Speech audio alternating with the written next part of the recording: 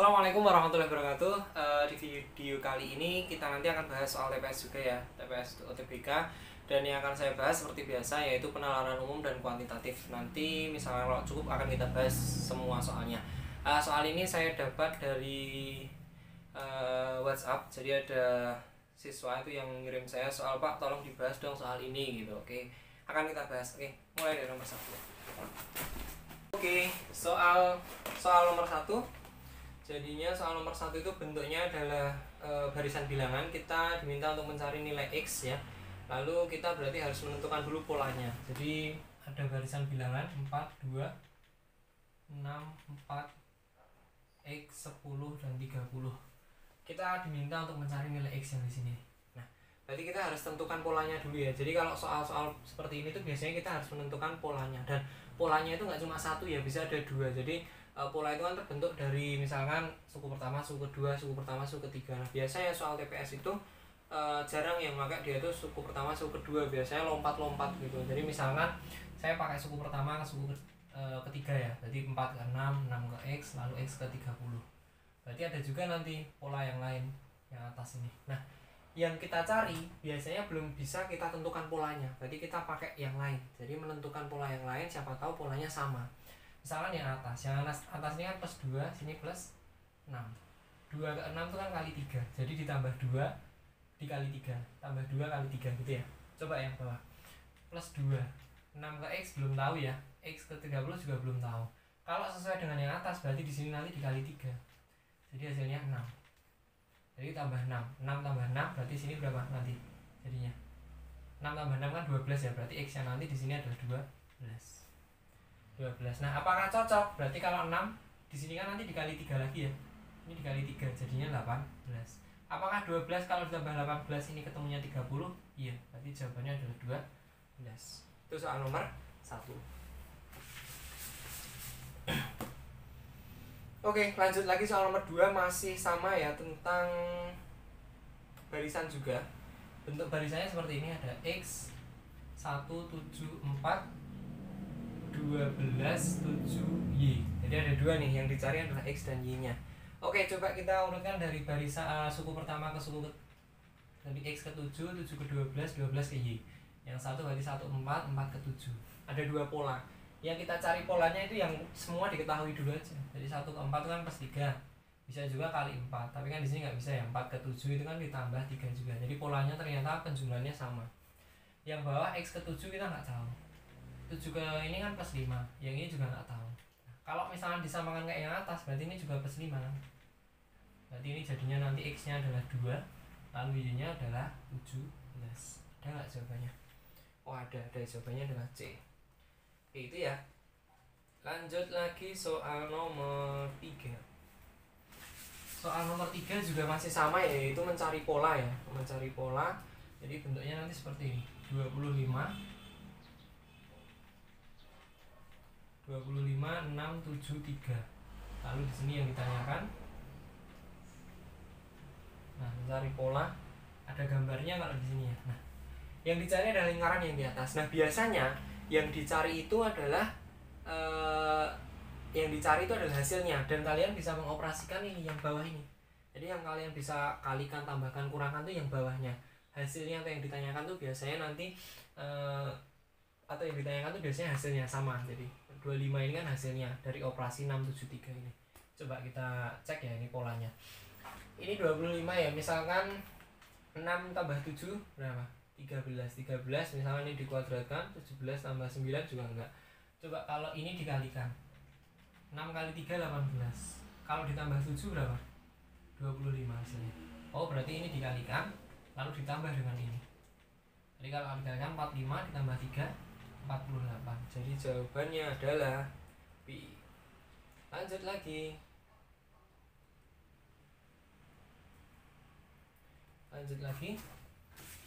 Soal nomor 4. Soal nomor 4 masih pola juga ya. Jadi polanya bentuknya seperti manusia. Seperti ini. Lalu ada angkanya ya. Jadi 19, 9, 6, 7, 5. Oke, lalu yang dicari, yang gambar satunya saya ini ya. Nanti saya tampilkan juga soalnya di samping. Jadi biar saya gambarnya nggak double. Nah, jadi kayak gini. Lalu yang ditayangkan adalah yang atas. Berarti yang atas itu nanti sebagai hasil. Kita bisa mengoperasikan yang bawahnya.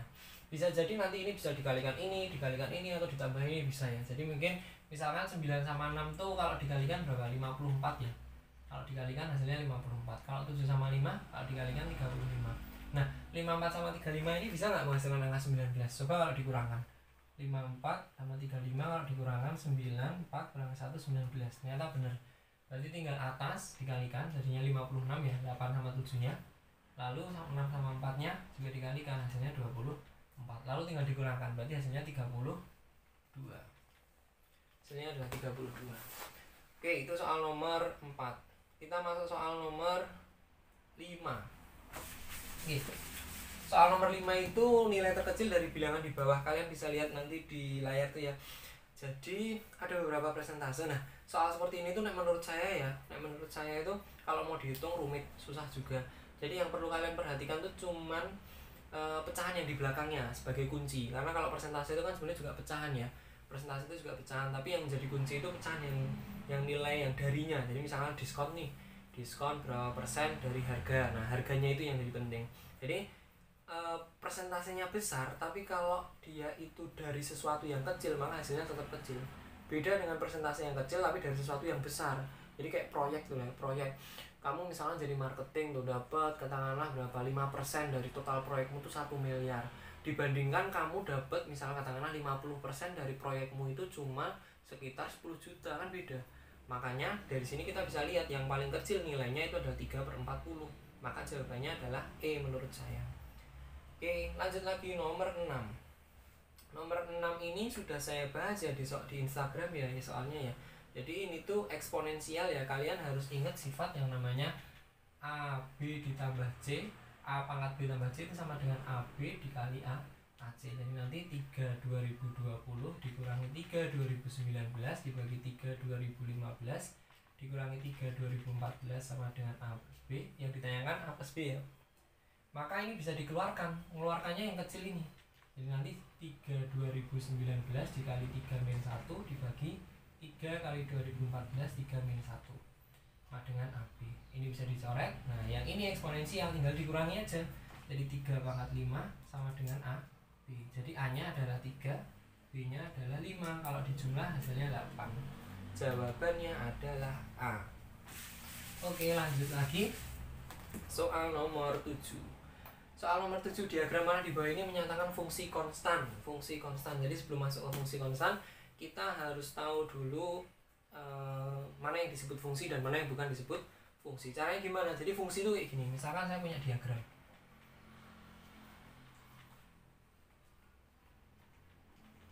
Ini memetakan dari A ke B ya. Berarti ini sebagai domain. Ini sebagai kode domain. Oke, yang disebut fungsi itu domainnya nggak ada yang sendiri, nggak ada ya, dia pasti punya pasangan gitu ya. Jadi dia nggak ada yang ngejomblo. Jadi bisa diibaratkan fungsi itu kayak cowok. Jadi cowok disebut cowok kalau dia nggak jomblo. Jadi dia punya pasangan. Ini misalkan bentuknya nanti seperti ini. Nah, ini namanya fungsi. Meskipun dia punya pasangan yang sama, ya mencintai satu orang yang sama, nggak apa-apa, itu tetap fungsi, gitu ya. Nah, nanti disebut bukan fungsi ketika apa? Ada dua nanti disebut bukan fungsi ketika apa? Yang pertama adalah bentuknya nanti seperti ini. Katakanlah seperti ini ya. Jadi ada anggota A atau anggota domain yang dia itu nggak punya pasangan. Ya, itu yang namanya bukan fungsi. Jadi ini bukan fungsi. Jadi kayak cowok ya. Cowok disebut cowok kalau dia punya pasangan. Kalau nggak punya pasangan jomblo, ini bukan cowok namanya. Jadi bukan fungsi. Terus ada juga nanti kalau misalkan nanti bentuknya seperti ini. Jadi dari A domain itu ada yang punya dua pasangan. Nah, yang punya dua pasangan ini disebut bukan fungsi. Jadi kayak cowok ya, cowok yang tadi ya, yang pertama kalau nggak jomblo. Yang kedua adalah cowok kalau dia itu punya dua pasangan, itu namanya bukan cowok. Nah, sama ya kayak fungsi, namanya bukan fungsi juga. Bukan fungsi juga. Oke, kalau disebut fungsi yang penting intinya di sini punya pasangan satu aja ya. Oke, walaupun sama enggak apa-apa. Oke, lalu kita masuk ke fungsi konstan. fungsi konstan tuh apa toh? Fungsi konstan tuh kalau kalian masukkan nilai atau domainnya apapun tuh hasilnya sama aja. Contoh kalau dalam aljabar berarti fx sama dengan c nya ini adalah konstanta. Jadi x nya ini mau kalian ganti pakai bilangan apapun juga hasilnya tetap c, nggak akan berubah. Misalkan fx sama dengan 2, sebenarnya dilihat dari grafiknya juga bisa. Fx sama dengan 2 berarti nanti gini grafiknya, lurus aja, konstan aja tuh. Nah maka kelihatan, jadi dimasukkan berapa bilangan pun dia hasilnya tetap sama.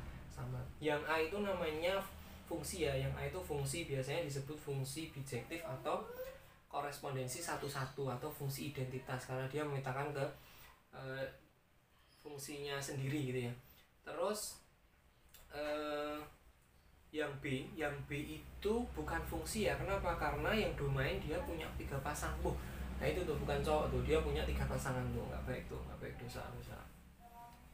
Terus yang C, nah yang C ini domainnya semua punya pasangan meskipun satu aja ya. Nah, inilah yang disebut dengan fungsi konstan. Jadi yang C itu adalah fungsi konstan. Yang D ini namanya fungsi juga, semua punya pasangan meskipun di kodomainnya itu ya ada yang sendiri. Ini biasanya disebut fungsi injektif ya, injektif. Jadi kalau surjektif itu kan habis ya semuanya ya, semua anggota kodomain habis, kalau ini masih sisa injektif. Terus yang E itu bukan fungsi ya, kenapa? Karena ada yang sendirian tuh, jomblo, kasihan. Oke, jawabannya adalah C. Oke, lanjut lagi soal nomor 8 ya. X kuadrat plus X plus 1 sama dengan 0, maka nilai dari X pangkat 3. Nah ini sebenarnya nggak perlu dicoret-coret ya.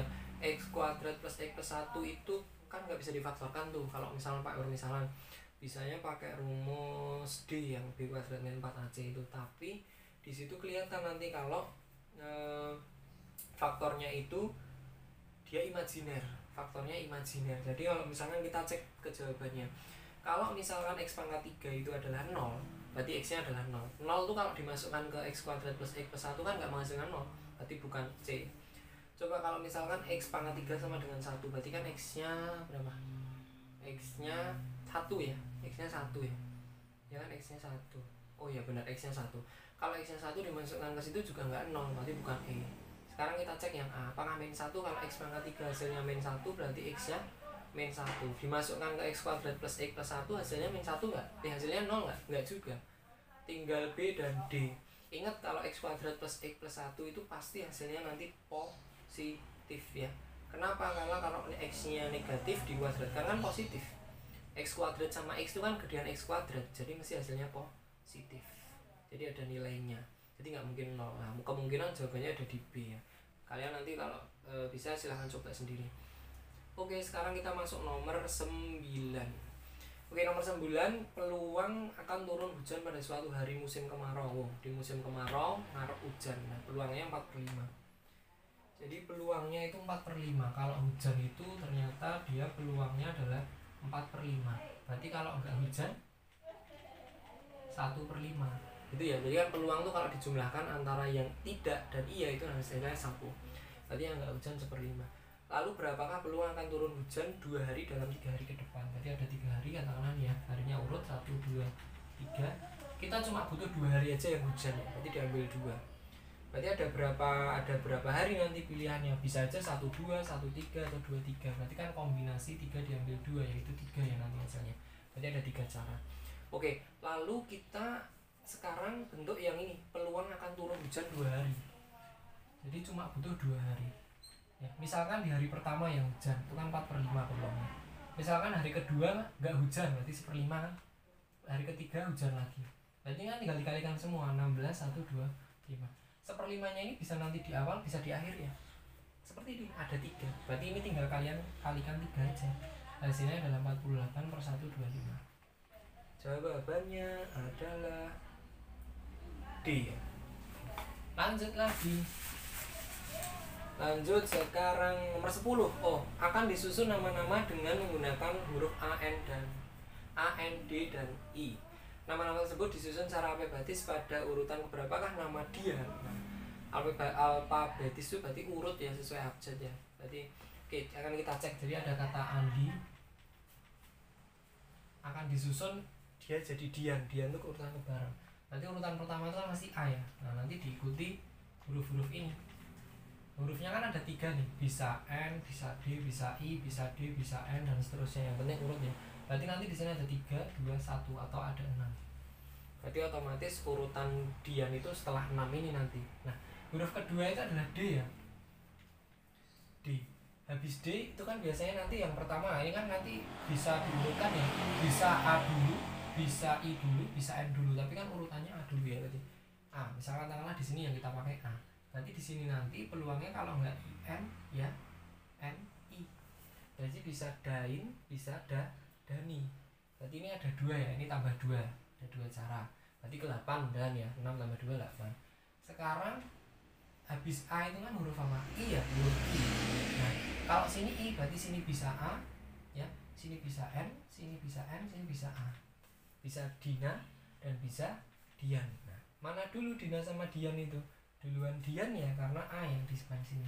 Berarti nanti urutannya adalah 6 tambah 2, ini 1 lagi ya, karena 1 yang ini kan enggak nih, karena ini dulu. Berarti 6, 2, 1 itu jawabannya 9. Jawabannya adalah B. Oke, lanjut lagi soal nomor 11. Oke, soal nomor 11, A adalah himpunan bilangan positif kelipatan 3. A adalah himpunan bilangan positif kelipatan 3 kurang dari 100. B adalah himpunan bilangan positif kelipatan 4 kurang dari 100. Dan C himpunan bilangan positif kelipatan 5 kurang dari 100. Nah, jadi ada A itu bilangan positif.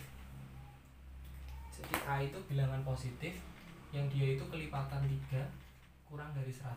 Yang B itu kelipatan 4 kurang dari 100. Yang C itu kelipatan 5 kurang dari 100. Kita nyari A min B diiriskan dengan C. Silahkan kalian kalau misalnya masih bingung apa itu A min B irisan C, bisa lihat video sebelumnya ya, yang tentang diagram Venn. A min B diiriskan dengan C, berarti selisih antara A dikurangi B, berarti himpunan A yang nggak terikat sama B. Nah, kita akan cari dulu banyak anggotanya dari kelompok A, B, dan C. A kalau A kelipatan 3 kurang dari 100, ada berapa? Caranya sebenarnya bisa kalian menggunakan cara barisan, misalkan seperti ini ya. UN itu kan sama dengan A plus M min 1B. Nah, kita nggak tahu kelipatan 3 paling besar sebelum 100 itu kan 99. Ya, kita kan mau nyari N nya nanti di sini nih. Berarti A nya itu kan paling kecil 3. Berarti 3 ditambah N min 1, ini B nya juga 3 ya. Berarti nanti 99 sama dengan 3 ditambah 3N min 3. Ini bisa dicoret, jadinya nanti 99 sama dengan 3N. Berarti N nya adalah 33. N nya adalah 33. Jadi untuk bilangan yang kelipatan 3 kurang dari 100 itu ternyata ada 33. Oke. Terus sekarang bilangan kelipatan 4 kurang dari 100. Nah, cara cepatnya itu kayak gini. Misalkan nanti bilangannya itu ganjil ya. Kalian ganjil ya. Misalkan tadi kalian tahu kurang dari 100 paling besar 99. Ya, 99 tinggal dibagi ini aja. Bagi 3, hasilnya 33. Kalau kayak gini, nanti gimana caranya? Apakah langsung 100 dibagi 4? Hasilnya 25 atau gimana? Nah, karena 100-nya ini kurang dari, maka nggak ikut. Maka kalian kurangi dulu ini. 100 dikurangi 4 itu berapa? 96. Nah, barulah ini dibagi 4. 96 dibagi 4 berarti berapa? 20 16 bagi 4 24. Berarti anggotanya ada 24. Nah, yang kelompok C 5, 100 bagi 5. Nah, 100-nya nggak ikut, berarti 100 dikurangi 5, 95 ya. Ini dikurangi dulu 95, habis itu dibagi 5, ketemunya 19. Oke, kita akan hitung dulu yang A min B. A irisan B. A irisan B itu berarti dia yang nggak sama ya. Berarti dia itu yang bisa kelipatan 3 dan bisa kelipatan 4. Contohnya misalkan angkanya itu adalah 12, 24, 36, 48, 60, 72, 84, 96. Nah, ada banyak ya. Ada ini. Jadi yang dia itu kelipatan 12 karena bisa dibagi 3 dan bisa dibagi 4. Berarti ada 1, 2, 3, 4, 5, 6, 7, 8. Berarti yang sama, yang punya hal yang sama dengan yang B itu hanya 8. Berarti otomatis tinggal 33 dikurangi 8. Hasilnya berapa? 25. 25. Ada 12 ya. 24, 36 bisa, 48, 60 bisa, 72 bisa, 84 bagi 4 bisa, bagi 3 juga bisa, 96 bagi 4 juga bisa. Oke, ada 25. Berarti A min B itu hasilnya 25. Lalu ini akan diiriskan dengan C. Irisan itu kan yang sama ya, C. Yang sama dengan yang C. Yang sama dengan yang C itu berarti yang apa? Yang dia itu bisa dibagi 3 dan bisa dibagi 5. Karena ini sisanya kan yang bisa dibagi 3 semua nih. Karena yang 4 udah dikurangi. berarti yang bisa dibagi 3 dan 5. Berarti kalau diiriskan tuh nanti C itu yang bisa sama itu kan nanti 15, 30, 45, 60. Nah 60 ini nggak dipakai ya karena udah ada di sini, udah dikurangi. Berarti 60 nggak dipakai, langsung ke 75, 75 90. Berarti ada 1, 2, 3, 4, 5. Berarti irisannya ada 5. Berarti jawabannya adalah 5D. Oke itu ya, itu soal nomor 11. Sekarang soal nomor 12. Wah itu gambarnya seperti itu ya, gambarnya seperti itu. Berarti kita gambar aja. Jadi ini tengah-tengah, ini ya gambarnya kurang lebih. Lalu ini juga tengah-tengah, ini sama, ini sama, ini juga sama. Jadi dihubungkan garisnya nanti seperti ini. Yang diarsir adalah ini ya. Nah ini tuh sebenarnya kalian tinggal nambahin garis kayak gini aja. Jadi kalian tinggal menambahkan garis tengahnya aja, atau bukan diagonal sih ya, garis tengah ke sini, ini ke sini gitu ya. Nanti ini itu kan luasnya ada 24 cm persegi, dibagi menjadi berapa segitiga tanpa yang arsiran dulu ya. 1, 2, 3, 4, 5, 6, 7, 8. Berarti segini ini itu tingginya, luasnya adalah 3 ya. Jadi segitu itu adalah 3. Nah maka kita akan cari, ternyata ya kalau misalnya dilihat aja ini tuh udah kelihatan soalnya penuh dengan trik. Arsiran sisanya ini kan penuh nih, ini kan penuh nih. Nah, ini sisanya ini, sisa yang ini nih, ini kalau dipindah ini bisa memenuhi sini nanti. Jadi cuma butuh 2 segitiga kecil. Berarti ini cuma tinggal dikali 2 jadinya 6. Jawabannya ada di C. Oke, lanjut lagi soal nomor 13. Soal nomor 13 gambar lagi ya. Oke, yang perlu kalian ingat dari soal nomor 13 itu adalah bahwa segitiga itu luasnya sudutnya itu kalau dijumlahkan ada 180 derajat. Berarti kalau ada 3 segitiga tinggal dikali 3 ya di situ ya. Dan ingat lagi bahwa sudut yang bertolak belakang itu selalu sama, tapi dari 2 garis yang sama. Jadi misalkan ada garis nih, saya potong ke sini, nah, otomatis ini tuh sama. Beda hal misalkan saya punya garis ini dipotong oleh garis ini, lalu garisnya itu belok atau bias. Nah ini beda loh ya. Di sini beda, nggak sama. Tapi kalau yang atas tuh sama. Berarti dari gambar itu kita bisa lihat bahwa nanti jadinya, nah gini ya, ini 5x, ini 3x, ini 4x, ini 2x, ini 6x. Oke, berarti dari sini nanti ini sama ya otomatis ya. Ini juga sama, misalkan ini Y, ini Z, ini Z. Oke, akan kita jumlahkan dan hasilnya berapa ini? 3 segitiga itu kan berarti 540 derajat. Berarti otomatis kalau dijumlahkan 37x, 12x, 14x, 20x. Berarti 20x ditambah Y ditambah, oh bukan Y ya, tapi 2Y ditambah 2Z sama dengan 540. Bisa dibagi 2 semua, jadinya 10x ditambah Y ditambah Z sama dengan 270. Nah ini kita dapat nih.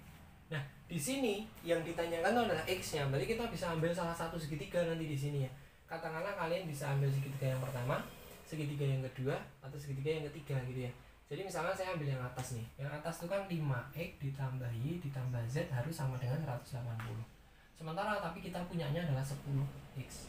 Nah ini kita bawa aja. 10x itu kan berasal dari 5x ditambah 5x ditambah Y ditambah Z sama dengan 270 ya. Nah ini tadi sebagai berapa? 180 kan. Nah, ini 180 sama dengan 270. Berarti x nya tinggal pindah ke sana jadi 90. Berarti x nya adalah 18. Ketemunya x nya adalah 18. Kalian nanti juga bisa menggunakan segitiga yang lain. Misalkan yang ini 8x plus y, itu nanti juga bisa. Tapi karena di sini adanya y dan z, makanya yang paling lengkap yang atas, maka saya menggunakan yang atas. Oke, itu soal nomor 13. Satu lagi ini. Habis ini kita masuk ke soal yang jawabannya itu bisa 1, bisa 3, bisa 4, bisa 1 dan 4 ya gitu ya. Nomor 14 itu adalah operasi bintang. Operasi bintang ini adalah fungsi aljabar dari bilangan. Misalkan 3 bintang 2 itu hasilnya itu di situ 13, 5 bintang 4 hasilnya 41, lalu yang ditanyakan adalah 6 bintang 3 hasilnya berapa. Nah ini sebenarnya juga pola ya, ini tuh terpola. Polanya itu sebenarnya bisa langsung diamati ya. Ini dikuadratkan aja, jadinya berapa? 9. Ini 4, 9 tambah 4 temunya berapa? 13. Ini juga sama, kuadratin 25. Ini berapa? 16 dijumlah 41. Berarti ini dikuadratin 36, ini kuadratin 9 dijumlah hasilnya 45. Itu dia. Oke, itu tadi pembahasan soalnya. nanti setelah ini juga ada video lagi. Kan tadi soalnya belum selesai ya, maka kan kita teruskan. Maka jangan lupa nonton ya, dan kalau kalian suka silahkan di like, kalau bermanfaat silahkan di share juga. Oke, sekian dari saya, kurang lebihnya mohon maaf. Wassalamualaikum warahmatullahi wabarakatuh.